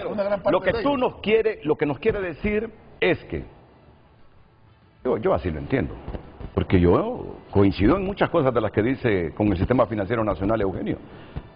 Yo me pregunto, pero no le apuestan a escenarios básicos para que Honduras reduzca la pobreza. Exactamente, lo mínimo. No le apuestan. Entonces me dice, Julio, ¿cómo le van a apostar? Dice la parte agrícola. Mira los inviernos irregulares. Mira que le quitan prestado a Banadesa y luego no le pagan y el Estado les tiene que condonar. Entonces, no siente certeza el sistema financiero en meterse en la parte agrícola. Mira, debatible todo eso. Pero es que yo miro también esa parte de las tarjetas de crédito. Dime, ahí no tienen misericordia de nada. No tienen misericordia. Nadie obliga, Renato. Si ahora no te venden si no es con tarjeta. No vas a un hotel si no es con tarjeta. A nadie obligan. Yo pasé un montón de tiempo sin usar tarjeta. Pero mira, creo que no vinimos aquí. No, correcto. Yo quiero, para que profundicemos el debate, plantearle. Yo te mandé un gráfico, Renato. Ya lo vamos a poner. Es que porque tiene que ver con lo de Don Carlos. Mira, yo estoy seguro que este hombre no está satanizando al sistema financiero. Oíme, ¿qué país vive sin un sistema financiero fuerte, sólido? Renato, lo que tú quieres es... Tiene que haber una mejor contribución. Puede haber contribuir más con el desarrollo nacional. Solo preguntémonos por qué en países cercanos a nosotros la tasa de interés y el acceso a crédito es mucho más alta. Perdón, la tasa de interés es más baja y el acceso a crédito es mucho más alto que aquí.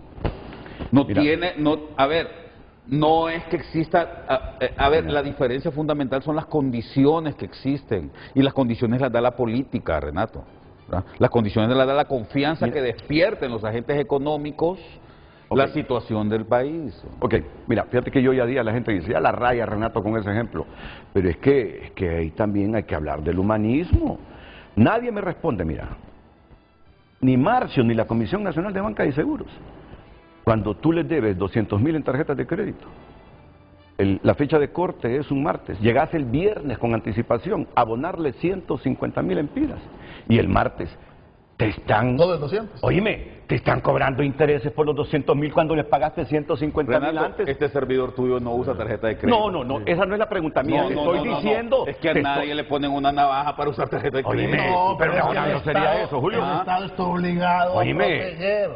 Bueno, entonces Julio, pregúntale, vos mismo me estás dando la respuesta, fíjate, y entonces el Estado, ¿qué está haciendo? Es que el reclamo va para la Comisión de Banca y Seguros también. Porque entonces estamos allá, como perdón, y aprovecho el lobo contra el lobo, en la época Leviatán, aprovecho este tema para volver a saltar al tema, a lo que estábamos hablando con don Carlos. Mira, don Carlos hablaba de el asunto las leyes y de que la ley de empleo por hora ha sido mala y todo esto. La pregunta es, Renato, él mismo lo dijo al comienzo, la ley pretendía estas cosas, pero esa era una trampa, dice, porque al final no sucedió eso. Renato, ¿y cuál es el rol del Estado? ¿No es garantizar que la ley se cumpla? Claro que sí. Entonces, ¿por qué cuando se habla de que no se cumple el salario mínimo, de que hay un 33%, porque hay un 33% de incumplimiento en el salario mínimo? Eso lo dice el INE, no lo digo yo lo leí ahorita en la encuesta. Hay un 33%, o sea, una de cada 3 empresas no cumple con el salario mínimo. Y por la pregunta es, ¿dónde está el Estado entonces ahí? Porque hay una ley. No solo la economía es una, eso también es precarización. No, correcto. Entonces, a ver, y con esto termino, porque me parece que es importante. Ya caímos en cuenta que el culpable... Lo digo con todas las letras, el culpable de que no se cumplan los elementos del crédito aquí en el país es fundamentalmente el Estado, porque no cumple bien su rol regulador. Y el culpable de que haya una de cada 3 empresas, 33% según el INE, ¿verdad? No son cifras mías, de incumplimiento en el salario mínimo, ¿quién es? ¿Y quién es el que tiene que garantizar? Entonces, yo creo que es importante que entendamos eso, porque cada quien tiene un rol en esto. Coincido contigo, y además le meto un elemento adicional, si el mismo Eugenio lo ha aceptado, hombre. No, yo estoy de acuerdo. El mismo Eugenio lo ha aceptado. Sí, pero somos amigos. Eugenio no puede salir de aquí sin reconocer que la precariedad laboral también es responsabilidad. Y yo también ustedes le dicen el Estado, yo digo de los gobiernos. Y yo también reconozco, Renato, que este es un problema estructural. Este es un problema estructural, que ha sido histórico en el país y que siempre se ha dado. Fíjate que cuando le pregunté a Carlos, el problema es que para todo eso que ustedes están diciendo, de que el Estado tiene, por ejemplo, totalmente de acuerdo, el Estado tiene que garantizar, si hay una ley del salario mínimo, que se cumpla todo el mundo, por lo menos los que tienen todas esas condiciones, etcétera, etcétera, incluso con todos otros temas. Pero sabemos que cualquier acción de esas, ya empieza ahí un tema, que eso está generando inseguridad, porque son discursos que atacan a la empresa privada, y que es persecución, y que es todo. Incluso cuando han dicho, vamos a garantizar que se respeten los precios, que lo ha dicho sobre todo a veces el desarrollo económico. A eso, y cuando yo digo que hay que hacer cambios en la estructura económica, son cambios que nadie los puede hacer, ni solo el Estado, porque implica la parte privada empresarial, ni los empresarios, porque tiene que haber una conexión. Y yo... Si todavía me das 10 minutos, yo te lanzo después de la pausa. Mi visión general y termino. Después de la pausa. Solo te pregunto, fuera del empleo por hora, que Carlos, cuando le preguntaba sobre este asunto de la precariedad laboral, siempre se fue con el empleo por hora, que dice que eso es fatal. Es correcto. Yo te pregunto, fuera del empleo por hora, dime más argumentos de que el sector privado en Honduras es el causante de la precariedad laboral. Sí. Las 3 láminas que vienen a futuro. Después de la... Bueno. Excelente, porque es lo que yo digo que hay que discutir y cambiar. Ok, después de la pausa.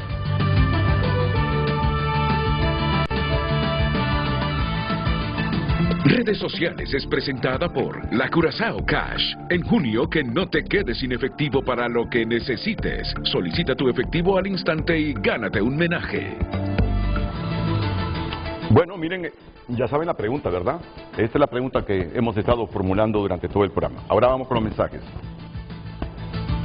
Ronald Ramos dice, buenos días, la empresa privada es la responsable de la precariedad de empleo, ya que no cumplen con los protocolos y requisitos a la clase trabajadora, la explotación laboral y los pocos beneficios laborales, sin contar que algunas gozan o gozaban de exoneraciones.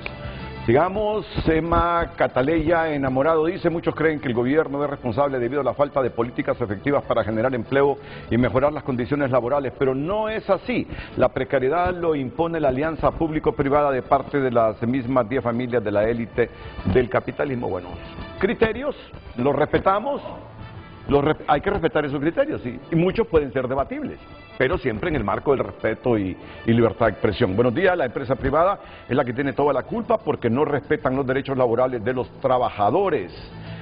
Joel Antonio Velázquez dice: la corrupción y la falta de transparencia afectan negativamente al desarrollo económico y a la creación de empleos dignos que se ha venido arrastrando desde años anteriores. En cambio, ahora se ve el buen funcionamiento de los trabajos para generar dignos empleos para la sociedad. El penúltimo, Rosario Martínez: muchos creen que el gobierno es responsable. Bueno, esto ya lo habíamos leído, por favor.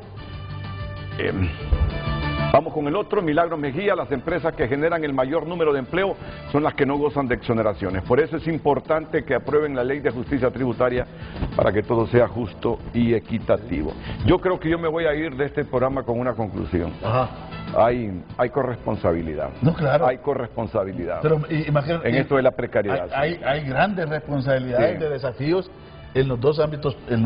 Sí, el sector público, sector privado. Yo creo que...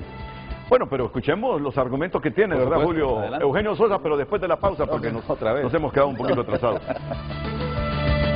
Redes sociales fue presentada por La Curazao Cash. En junio, que no te quedes sin efectivo para lo que necesites. Solicita tu efectivo al instante y gánate un menaje.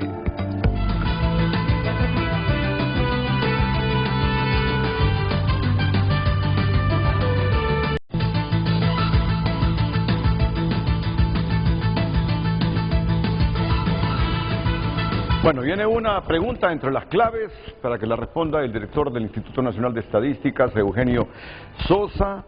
Más allá de lo que hemos dicho hasta el momento, ¿cuáles son otros argumentos del INE para establecer la responsabilidad que tiene el sector privado en la precariedad laboral? Por favor, Eugenio. Sí, si movemos bueno, este es el ingreso, si lo vemos... per cápita. ¿Esta es la gráfica que quieres o no? No, vamos a ir para ahorrar tiempo. Este es el ingreso per cápita, más o menos cómo se ha movido, ha mejorado, pero también hay temas bastante que puede discutir. Aquí es donde yo quiero entrar. Okay. La precariedad laboral y la estructura económica que debemos revisar, poner en discusión. Primera, la que sigue. Vamos con la otra gráfica. La que sigue. Mira esto. Este es el peso en el PIB de la contribución y por lo tanto el crecimiento normalmente se concentra aquí, económico. Cuando decimos creciendo con el país, miramos lo que aporta en empleo. Pero di qué sectores. Todo el sector de actividades financieras y de seguros. 25 aportan al PIB, al Producto Interno Bruto, a la riqueza total del país, el 25.80%. Y generan empleo 0.8. Sí. O sea, yo lo que digo, tenemos que discutir esto. Ah, no, claro. ¿Verdad? Tenemos que discutir esto porque esto, y esto Julio lo sabe, y tiene que ver con la pregunta de Carlos Reyes, de los años 60 el modelo y la estructura económica cambió radicalmente en muchos aspectos. Correcto. La industria manufacturera, es decir, maquilas y manufacturar, mira que esto sigue siendo importantísimo para promoverlo, porque es mucho más bajo el aporte en el PIB, pero está bastante complementado con la posibilidad de generar. Ahí está una enorme potencialidad, es decir, de generar empleo. La contribución de la industria manufacturera a toda la riqueza del país, canalizada a través del PIB, Producto Interno Bruto, es del 17.70% y genera 14.20% de los empleos formales del país. Y lo que está diciendo Eugenio Sosa. Pero mira, ¿en cuánto contribuye al PIB el sector financiero y de seguros? 25.80 ni 1%, y solo genera el 0.80% de empleo, ni 1% de empleo. ¿Dónde estaba antes tan...? No estás diciendo nada nuevo, eso ya lo sabemos. No, yo lo que estoy diciendo y ya vas a llegar a las telecomunicaciones también. Yo lo que estoy diciendo, coloquémoslo en el debate. Sí. Y no es para que no existan. Claro. Es para ver cómo esto se puede aprovechar y complementar con otras políticas, pero implica estar dispuestos a revisar las estructuras y proponerse reformas. Correcto. Lo que siempre estuvo coincidente con PIB y empleo históricamente, pero ha cambiado, pues agricultura, ganadería, 12.20. Toda la vida lo mismo. Toda la vida. Sí. Ahorita, como ha estado descuidado, el aporte es 12.20 al PIB. Pero mira cuánto empleo descansa ahí. 26.30% de los empleos del país se generan en este sector, ¿ve? Agricultura, ganadería, silvicultura y pesca, sí. No únicamente, porque el mundo ha cambiado, pero darle potencialidad, empecinarse en hacer esfuerzos conjuntos de todos los actores para que esto no se destruya, realmente es, digamos, entre comillas, rentable, es útil, es necesario, ese es el tema. Información y comunicaciones, que tú sabes el boom de las comunicaciones. Sí. El peso 10%. en el peso en el PIB, 10%. Contribución al empleo. Ahora, pero mírame, ¿sabes quién pudo tener el liderazgo en esta parte? Hondutel. Sí. Mira. Estado, volvemos al Estado. Al Estado. Volvemos a los gobiernos. Y fracasaron. De acuerdo. Luego vinieron las opciones y mira ahora. No, pero miren cuánto empleo genera este sector de información y comunicaciones, que contribuyen con el 10.10 del PIB. Miren, más bajo todavía que el sector financiero. Es que tanto el sector financiero como ese sector no generan mucho empleo. Pero es que es natural. ¿Eh? Okay. El único que está a la inversa es este, porque este incluye un montón de servicios, ¿no? servicios y todo un montón de cosas. Entonces su participación en el PIB es de 9.7 a la riqueza, pero está aportando el 21. Ahí estamos todos los que estamos aquí en este set. Punto 20 de lo que es. Entonces, ¿qué es lo que digo yo? Esto genera ciertas limitaciones, ciertas condiciones de la posibilidad o la imposibilidad de generar dos cosas que son importantes en cualquier estructura: suficiente empleo, suficiente y buen empleo, no precario. Le vuelvo al concepto de la OIT: digno, decente y pleno. Pero te hago otra pregunta. Entonces, ahora, yo creo que reconocer la situación es parte de entrada del diálogo. No podemos dialogar sobre qué hacer si no reconocemos y estamos de acuerdo en la situación mínima básica. Entonces, yo digo, acá hay que discutir y proponer que, si a mí me preguntaran a flor de piel cosas rápidas, porque habría que hacer estudios más profundos, yo diría, tiene que haber políticas que realmente impacten en todo el tema agrícola. Sí, vamos a seguir siendo, y somos un país que le va a costar, digamos, no podemos decir que de la noche a la mañana ya no es agrícola, ya es industrial, o no, aquí nos vamos a estar anclados mucho rato. Y de aquí va mucho de la migración también, y de la precariedad, etcétera. Y lo otro, acá, yo no digo que hay que poner en riesgo las finanzas de la gente en particular y todo, pero con una pregunta básica: ¿cómo puede contribuir de mejor manera, menos especulativo, menos ganar dinero con dinero, a esta sociedad que necesita generar empleo y todo esto? Mira, yo te hago una pregunta. Son temas, ¿no? Vas a seguir. Te hago una pregunta básica. Una pregunta básica. ¿Tú crees que el gobierno o los gobiernos de Honduras pudieron haber hecho mucho más para que toda esa masa trabajadora en precariedad laboral hubiese salido ya en un mejor porcentaje de la informalidad a la formalidad, sino que estamos viendo paradójicamente en los últimos años cómo formales se convierten en informales, no garantizando salarios, mucho menos seguridad social? ¿Tú crees que el gobierno puede hacer más de lo que ha estado haciendo en políticas públicas e incentivos? Totalmente. Para cambiar este fenómeno. Totalmente. Y por eso, en un pacto de empleo, cuando se sientan dos partes que tienen enormes responsabilidades y complementariedades, es en primer lugar para escucharse y para proponer qué hacer, cada quien en su cancha, para que se complementen, en las áreas que decía. Por ejemplo, si a mí me preguntan, digo yo, necesitamos infraestructura. Ok, no basta con decir invirtámosla. Yo pensaría que debemos decir dónde es necesaria, cuál es la infraestructura que realmente va a venir a impactar. Cuando se dice que el modelo educativo con el modelo económico, pero ¿dónde está la necesidad realmente real del modelo educativo? Porque si yo me pregunto ahorita, esto históricamente, ¿qué nivel educativo requiere? Bajo. Depende, ¿va? Depende, pero en general, bajo. Conceptos elementales de agricultura, ganadería, silvicultura. Lo que más han necesitado después de obviamente es la manufactura, ¿va? Porque, ¿qué? Primaria, 9º grado. Ya aquí ya tienes otras exigencias, ¿va? En estos otros, o sea, esas son las cosas que yo creo que significa conducir el país. Y conducir el país no digo imponer, no digo perseguir, no digo obligar, sino colocar los puntos donde debería discutirse, acordarse y resolver, porque no basta con Mira, yo te digo algo, por eso yo le respondí a Carlos cuando Carlos dijo estoy en contra de que sean agresivos con este gobierno. Miren, yo le dije, Carlos, pero tenés que reconocer que el gobierno debe poner un poco de su parte. Este programa hoy me demuestra a mí que sin renunciar a esa filosofía que nos dicen tiene libertad y refundación. Miren, sin sector financiero este país no puede crecer. Sin sector privado, oíme, no podemos crecer, no podemos mejorar. Pero necesitamos sentarnos, ¿saben por qué? Porque yo creo que el sector público tiene su porcentaje de fracasos que contribuye a esta precariedad laboral y pobreza del país. Y hay que reconocerlo, el sector privado tiene que hacerse su autocrítica también. ¿A qué conclusión llego? En vez de fomentar desde medios de comunicación la separación, el antagonismo de los dos sectores, tienen que sentarse. Mira, tienen dos propuestas en el Consejo Económico y Social, una del gobierno y otra del sector privado, para ver cómo coinciden en la generación de empleo con políticas públicas y la cooperación del sector privado, que es básico para generar empleo. Siéntense, dialoguen. Yo creo que ahí está una de las enormes debilidades que tenemos en el gobierno de Xiomara.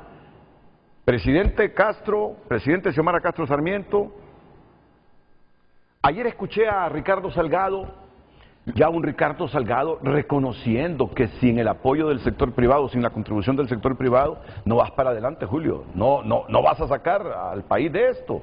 Yo creo que esa debe ser la mística en los próximos 2 años, esa debe ser la mística en los próximos 2 años, unidad. Tú tienes una gráfica que nos quieres comentar. Que complementar. Solo terminado. Las paso y vamos a ver. No me detengo, solo para que quede lanzada. Dale. Siguiente. La siguiente. Este tema tú ya lo tuviste, no voy a para mí debería ser dónde las exoneraciones realmente van a cumplir el papel de generar empleo. Yo sé que Julio está de acuerdo. Estamos totalmente de acuerdo. ¿Dónde realmente van a la necesitamos en algunos casos. Pero ¿a dónde y a dónde no? Así si vemos el otro tema, para ir, porque ahorita está así. Mira, el 10% más rico es quien recibe el 92% de esos beneficios y privilegios y el 90% restante sobre el 8%. Eso es, que se demuestren con datos correctos y las que no nos sirven que... Vamos a la siguiente. Bueno, esto no voy a ir, Julio lo conoce muy bien, la regresividad de la cuestión del impuesto. ¿Estamos dispuestos a discutir una reforma tributaria, sí o no? Pregunta. Yo creo que sí. Ah, bueno. Yo creo que sí. El problema es que no se ha propuesto una reforma tributaria integral. Trabajemos, propongamos una reforma tributaria y discutámosla para que haya mayor equidad y esto. Y discutamos dónde invertirlo, discutamos, ponemos en discusión todo. Y con propuestas y todo. Y siguiente, yo estoy terminando ya casi, y con esta cierro, porque me parece a mí, esta tiene apenas unas semanas de haberse escrito este informe del Banco Mundial, con asesores del Banco Mundial junto con el SARI. Todo lo anterior genera una concentración de la riqueza y desigualdad. El 10% más rico acapara el 50% de la riqueza. Yo no, tú ayer te escuché que dijiste, siempre van a ver los más ricos. De acuerdo, de acuerdo. Yo desde los 60 vengo leyendo eso en los libros. Sí, porque es que desde los 60 lo somos, Renato. Hemos sido enormemente desiguales históricamente. Entonces, ¿qué propongo? Cuando yo digo, cuando yo desencadené este tema de la economía informal, tiene que ver, lo generó un muchacho periodista, no recuerdo qué me dijo, porque me dijo, no, y el problema es el desempleo que están haciendo. Entonces yo le dije, mira, yo insisto que el tema que uno de los temas que hay que discutir dentro del problema del empleo, no estoy digo que el desempleo no es tema, es la precariedad. Y desarrollé un par de ideas sobre eso. Entonces luego generó toda esta situación mediática. Entonces lo que yo dije, además de discutir desde la responsabilidad de los gobiernos los problemas del empleo, tenemos que discutirlo desde la responsabilidad y el quehacer de los cambios en la economía. Totalmente de acuerdo. Y eso es lo que hemos querido aportar. ¿Tú quieres presentar unas gráficas? 4 gráficas. ¿Sobre qué tema? Sobre el tema, sobre este mismo tema. Solo para complementar. Son las 8:42. Sí. Tenemos tiempo, pero déjame ir a una pausa primero. Dale. Ok.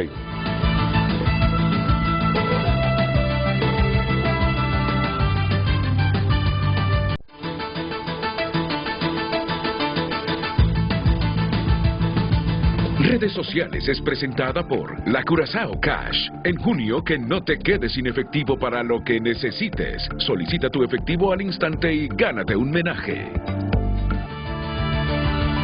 Yo debo decir que a mí los mensajes de Eduardo, puedo coincidir o no con algunos de ellos, pero me interesa el pensamiento porque es un hombre equilibrado, no es así dogmático en la defensa de sus ideas. Dice en respuesta frente a frente, el empleo es una consecuencia de la inversión. ¿Estamos de acuerdo? Estamos de acuerdo en eso, ¿verdad? La inversión es una consecuencia de la seguridad jurídica. No solo, no necesariamente. Parte, coincidimos, ¿correcto? La seguridad jurídica es una consecuencia del Estado de Derecho. Está bien, cierto. Coincidimos. El Estado de Derecho es una consecuencia de la lucha efectiva contra la corrupción. Mira, en un 90% estoy de acuerdo con Eduardo Facuse. Otros mensajes. Vicente Hernández dice, el principal responsable es el gobierno. Y este señor Juan Barahona con LR, no sé quién es LR, ¿no? Luis Redondo, que eliminaron ley de empleo por hora, urge esa ley con supervisión del Estado y crear políticas públicas para dar capital semilla sin pedir garantía, porque hay cientos de miles en central de riesgo desde el 2009 del golpe. Eso me arrojó una tesis que hice en maestría. Urge una ley del perdón y una segunda oportunidad de apoyar decidido al emprendedor y subsidiar la producción agrícola tipo USA, aparte de vencer la maldita extorsión. ¿No? Comentarios con mucha racionalidad en los que usted puede coincidir y disentir. Iraeta CO6, buenos días, la empresa privada es la que tiene toda la culpa porque no respetan los derechos laborales de los trabajadores. Miren, pero más que respeto de derechos, la precariedad es una gama de factores, ¿verdad? ¿Coincides? La precariedad es una gama de factores, cuando entendamos... Y lo otro que está relacionado en esta relación, el gobierno, Estado y empresario, es las condiciones para que arriesguen más en invertir en el país, que es otro tema. Porque ante el problema de los capitales, no sé, siempre yo la palabrita que me aprendí desde que, ya de los que tenemos algunos años, inversión extranjera, inversión nacional. No, inversión extranjera, eso es un error. Pero es lo que se dice, Julio, sí, todos los días. Necesitamos inversión. Y en una buena parte, arriesgar capitales, obviamente, en contexto que le faciliten condiciones. Yo estoy de acuerdo. Y terminemos con Alessandro. La competencia global y los tratados comerciales pueden beneficiar a grandes empresas, pero a menudo dejan a los trabajadores locales en desventaja, devolviendo una precaria condición laboral y de explotación de sus derechos. Redes Sociales fue presentada por La Curazao Cash. En junio, que no te quedes sin efectivo para lo que necesites. Solicita tu efectivo al instante y gánate un menaje. Vamos con las gráficas de Julio Raudales y los argumentos de Julio Raudales sobre este tema que debatimos hoy en Frente a Frente. Julio. Gracias, Renato. Mira, esto que voy a presentar ahorita, las primeras dos gráficas complementan lo que dijo ya Eugenio. Pero también quiero aclarar esto porque hay muchos mitos acá en el país. Y esto en relación a lo que dijo don Carlos. Mira, aquí está, esta gráfica es histórica, desde los años 63. Del año 63, y muestra cuál es la contribución al PIB de cada sector. Entonces don Carlos decía que la ley de modernización agrícola, que eso... En los tiempos de Callejas. Mire el comportamiento que tenía el sector agrícola siempre. El comportamiento que ha tenido. Antes de la ley de modernización agrícola. Antes y después. A ver, para que no nos engañemos con eso. El sector agrícola es... y ha sido siempre el que menos le aporta al Producto Interno Bruto. Pero al respecto yo quiero decir algo. Fíjate, Estados Unidos, para mencionarte una economía referente, es el país del mundo que tiene más producción agrícola. Ningún país en el mundo tiene tanta producción agrícola. ¿Sabes cuánto representa el PIB, el sector agrícola? El 0.5%. Y es el país que tiene mayor producción agrícola en el mundo. En Estados Unidos, y alguien lo comentaba ahí en los mensajes, en Estados Unidos no hay agricultores pobres. Todo el que se dedica a la agricultura de los Estados Unidos tiene plata. Pero es una paradoja que al PIB no abone mucho. Viste, pero emplea a mucha gente, ¿no? Porque estamos hablando de porcentajes. Emplea a mucha gente, pero en Estados Unidos, por supuesto, y aquí son coherentes. Mira, este es el sector industrial. Mira, esto es igualito a lo que dijo Eugenio. Mira cuánto le aporta el sector industrial al Producto Interno Bruto. Claro. Arriba del 30%. Y el sector servicios es el que anda arriba del 50%, es el que más aporta.